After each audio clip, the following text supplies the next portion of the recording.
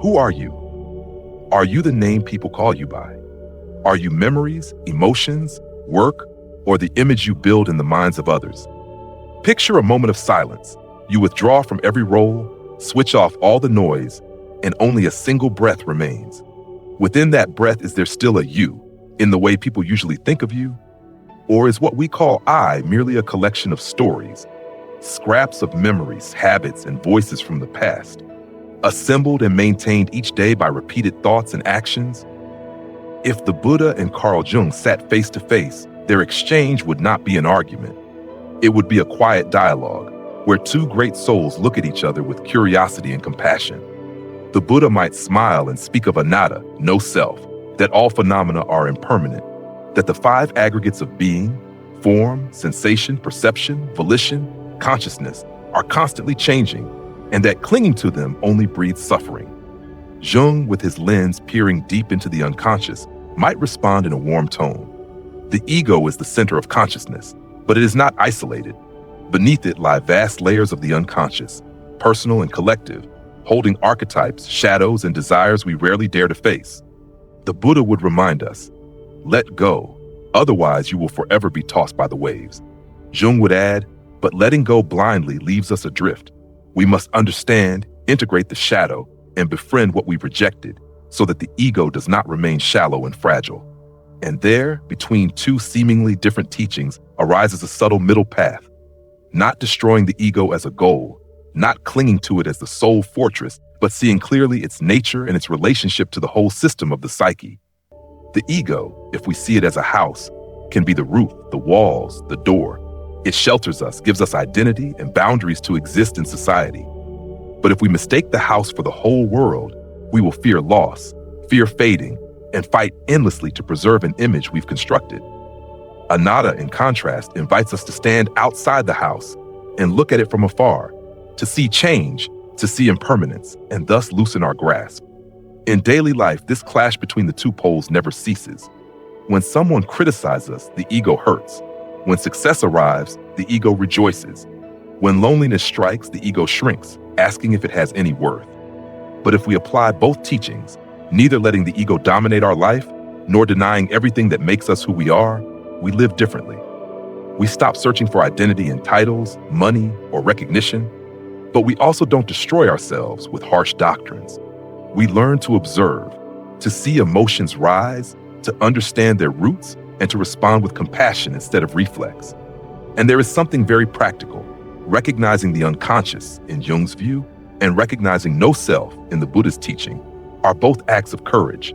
Both invite us to face overwhelming truths, inner darkness, the fear of being exposed, the hidden desires we conceal, the fragility of the self. If we refuse to look, those parts will control us from the shadows like unseen engines. If we dare to look, they become sources of growth. The precious thing is this: neither the Buddha nor Jung wanted us to drown in cold abstraction. They wanted us to live fully, responsibly awake. The Buddha taught liberation so we could cultivate compassion, not abandon the world. Jung urged integration of the unconscious to enrich consciousness, not to unleash instinct without restraint.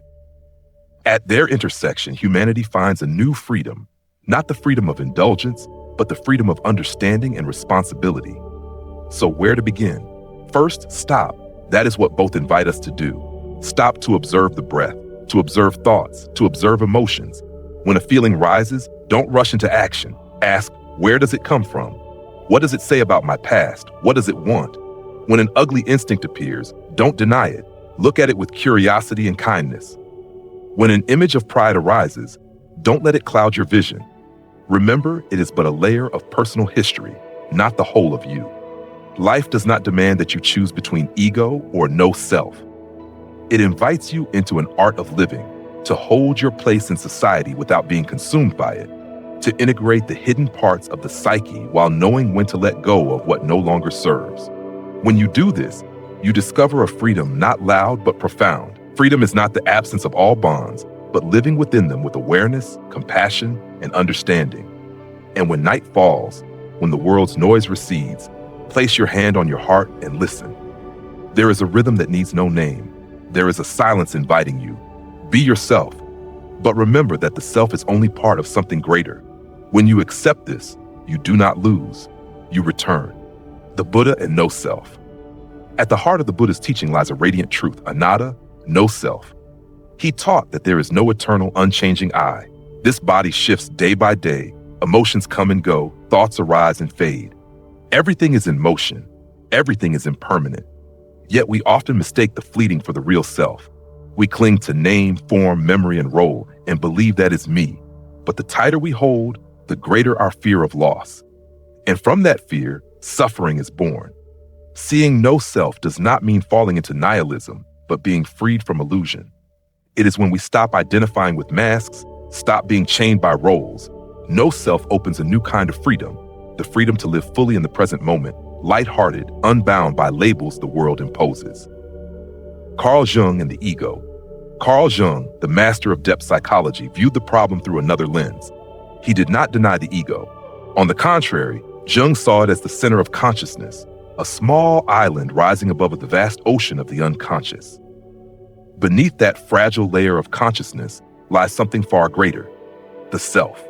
There resides the personal unconscious with its forgotten memories, the collective unconscious carrying the wisdom of humanity, timeless archetypes like the mother, the hero, the sage.